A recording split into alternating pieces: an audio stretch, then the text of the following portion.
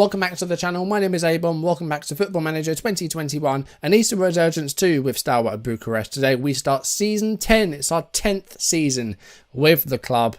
It's going to be trimmed down a little bit if things go, according to plan. I've only got about 2.5 weeks, and I'm going on a break. So I'm going to try and get this season done in that time. It's going to be tough, but we're going to see if we can plough through season 10 as quickly as we can, starting today with the Super Cup and maybe another chance to win ourselves a trophy. It's away against Viitorul, who are runners-up, and of course last episode we wrapped up season 9 by winning the Romanian Cup, adding it to last season's Super Cup and the League. We won a domestic treble last season.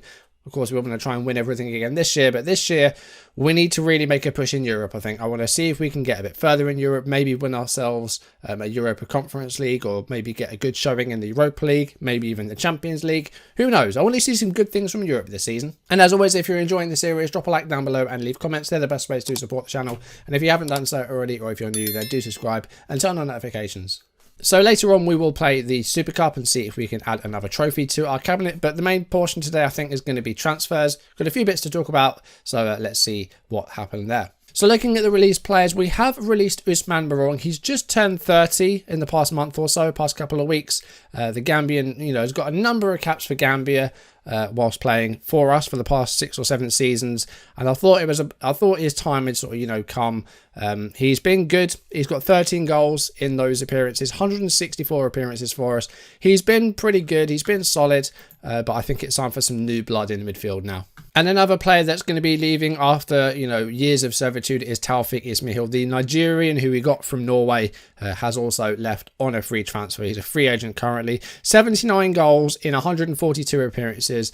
A fantastic contribution for the striker. 25 goals one season, 24 in the league the next. Kind of lost his place due to injury, and Filip Lukic became our first choice striker and basically just took over and got a bag of goals. And Ismail was coming to the end of his deal, and we did try to re-sign him, but he decided he wanted to just run down the contract and leave on a free, so we've allowed him to do that. Christian Ricoviak was picked up by Hermannstadt on a Bosman. They're, comfortably in the first division. Václav Petrik has also left on a free. He's gone back to the Czech Republic to Dukla Prague. Just never really broken in the team and just never really met that potential. We just never really developed very well. Played a few games for us, got a couple of goals here and there, but just didn't develop as I would have liked, unfortunately. We have sold Daniel Triff for money. The 20-year-old left wing has gone to Kindia, and we got £175,000 for him. This could rise to £245,000. We've let Volkota go on loan to Botoșani. Played very few games for us. Didn't really look too impressive. He was on loan last season in Serbia, and he's now moved on loan to Botoșani. And then we have the biggest departure. It's happened again. We've lost a damn good goalkeeper. Catalin Craiu, 18 years old, has gone to Arsenal. They triggered his 5 million release clause. My hands were tied and I could do nothing about it once again, and he didn't want to sign a new contract. Arsenal and Tottenham were both interested, both triggered the release clause, and there was a moment where I thought that he might not get a work permit because he's obviously only 18. He plays in the Romanian league, which isn't very high, and he's just got his first cap for Romania, so I wasn't sure if he was going to get a work permit or not. He did get a work permit and he's gone to Arsenal. So that means that in 2 seasons, we've lost 2 very good goalkeepers. Goran Erez was at 1.5 stars at like 22, 23 years old. He went to Dinamo Zagreb, and now Craiu has gone to Arsenal. And then it was either PSG or Barcelona were both interested in this guy as well. Might be both of them, I don't remember. But unfortunately, we've lost another exceptional goalkeeper. We still have Eduard Ionescu, who's still a perfectly capable goalkeeper, and he will be our backup. And in the youth ranks as well, we have Jonas Fedor, who's 18 and looks okay. And we have Gigol Niku as well, who's 16 and definitely got some room to improve there. And also Andre Petica as well. We get some very good goalkeepers through our youth intakes, so hopefully these guys can develop well in the future. But we did need a first choice goalkeeper, so I have gone into the transfer window to get one. And here he is. This is Dusan Zivanovic. He's come from Serbia, from Politer, 23 years old, and he was free. He was coming to the end of his contract in Serbia, so we've picked him up for nothing. He's earning less than £4,000 a week. He's very good in the air. He's got great handling, very agile, and there's a lot to like about him. So hopefully he can jump right in and just pick up where Craiu left off and just continue to impress. We did bring a couple more players in for free before the window opened. This is David Kovar, who is a 20-year-old Czech midfielder. We brought him from Slavia Prague, and he's cost us just £55,000 in compensation. Very good first touch and technique. The passing's good. His balance is all right. His physicals aren't too bad. Great decision making, good composure. Lots to like about Kovar. And a bit further forward, we have Raz Van Simeon, who is homegrown. He's 19 years old. He's Romanian, and he's come from Botoșani, and he's cost us nothing. He's a free transfer. So again, no risk involved here really. He's on £500 a week, so very cheap deal. Good passing, great technique and first touch once again. Really good mentals in there. He's fabulous off the ball. His teamwork and vision are really good. He's aggressive, he's agile. A lot to like about him as well, and he's homegrown. So we've got two good midfielders in there. I need one more. I want to get a really good midfielder because I think it's definitely an area that we need to improve. I got it a bit wrong a couple of years ago when we got Boyangiu and we've got Catanianu. We need to try and get it right this time. So we're still looking for that centre midfield player. And we also need a centre-back to replace Chimpian as well. So we need a right-footed centre-back and a central midfielder. And we've got plenty of time to get one. So that's the lowdown with transfers so far. Our first league game is at home against Gloria Bazal, who managed to stay up after winning their playoff tie. And then the Champions League qualifying, we're into the second qualifying round because we've risen up the ranks a little bit. So we now have a bye through to the second round.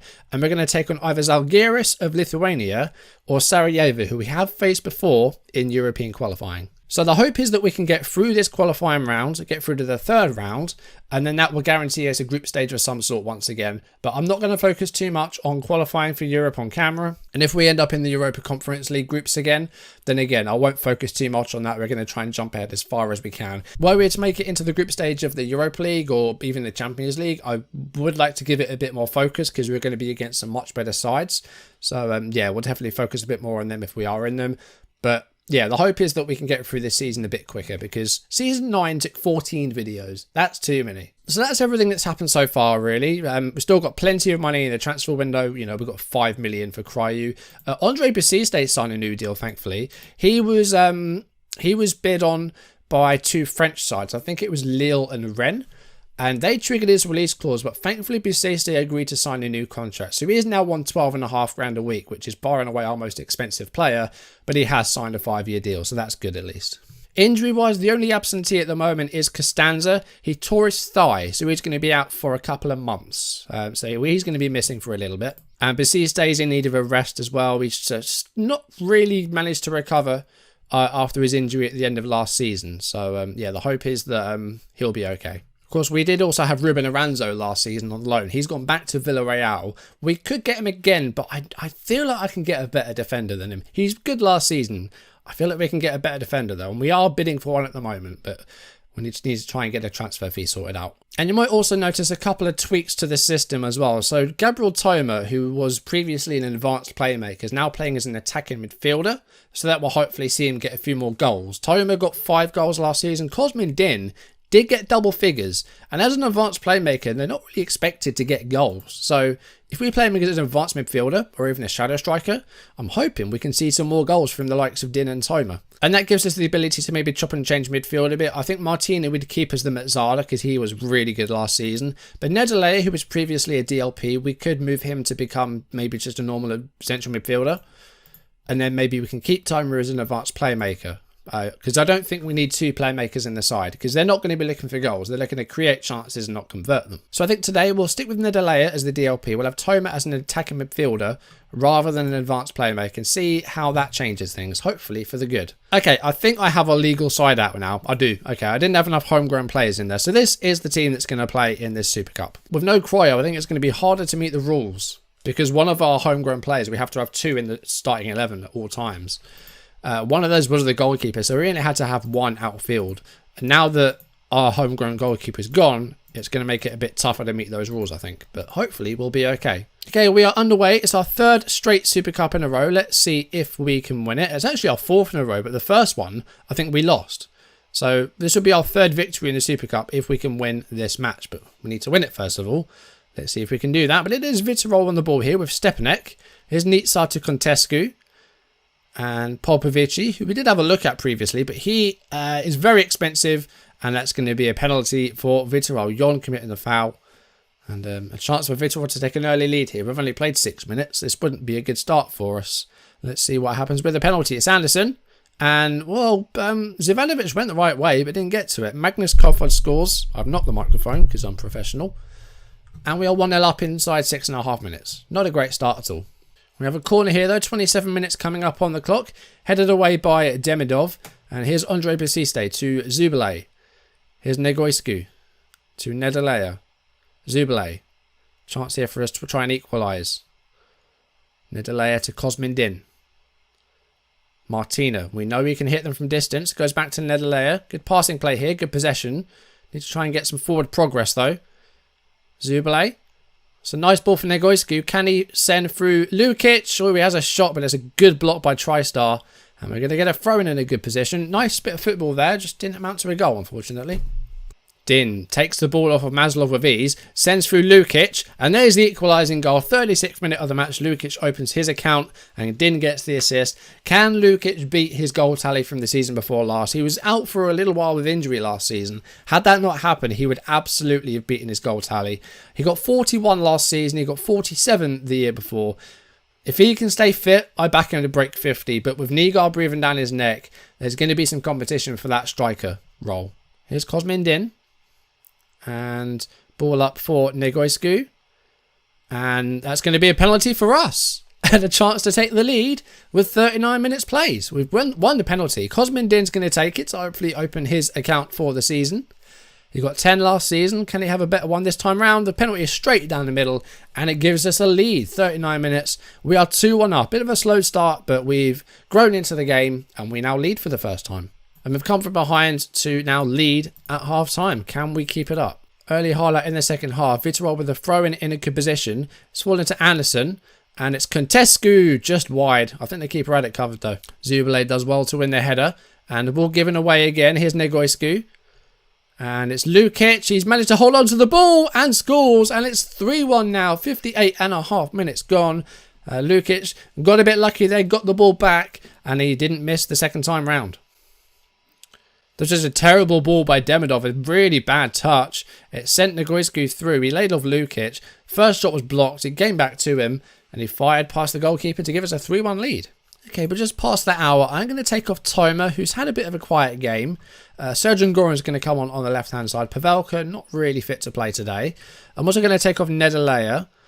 And I'm going to... Well, I didn't really look at my bench too well. Didn't really put any centre mids on the bench. That's not good. I mean, we could put Goran in midfield and bring on Aura. We'll try that. Make a double change. And hopefully hold on to this lead here. We're 2 goals in front now. And yeah, we've just been better as this game goes on. And Negoescu off the post. The keeper parried it onto the post. We've definitely improved as this game has gone on. I'm hoping that we can hold on to this 2-goal cushion. Basiste heads the ball away with ease. And there could be another break on the cards here, but Goran just didn't quite manage to meet the ball in time. Georgiou up to Nizar. And Contescu fires it into the goal. And that's 3-2. This has been an entertaining Super Cup game. It's now 3-2. And it's about 20 minutes to go. Hoping we can hold on here and win this. And get ourselves our 3rd straight Super Cup. But Vitorol are breathing down our necks here. Contescu with a powerful strike. There was no way Zivanovic was beating that.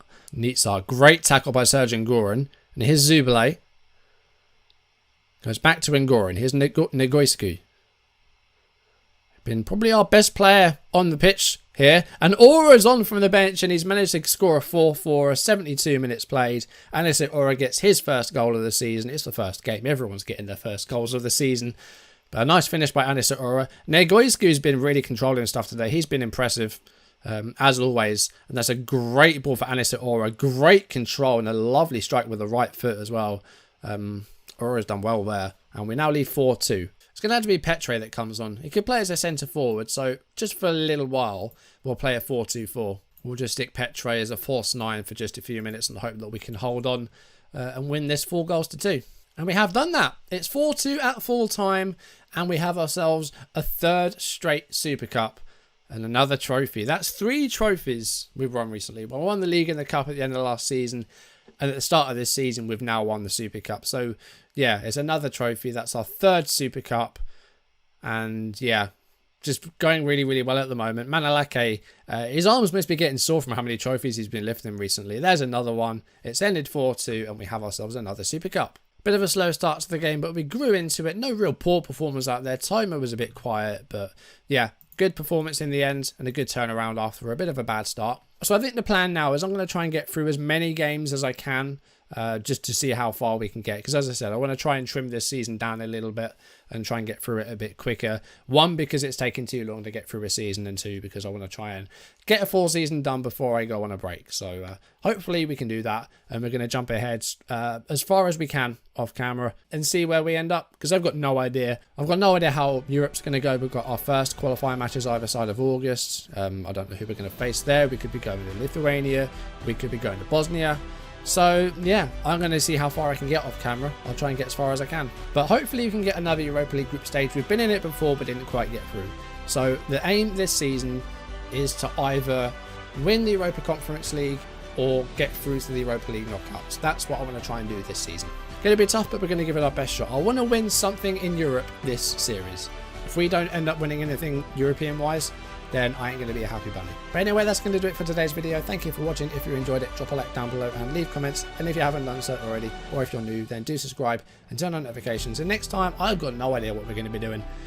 Probably doing a European qualifying match, but against who and in what competition, I've got no idea. So it's going to be as much a surprise it is to me as it is to you. But anyway, that's going to do it for today's video. Thank you for watching. I'll see you soon. Goodbye.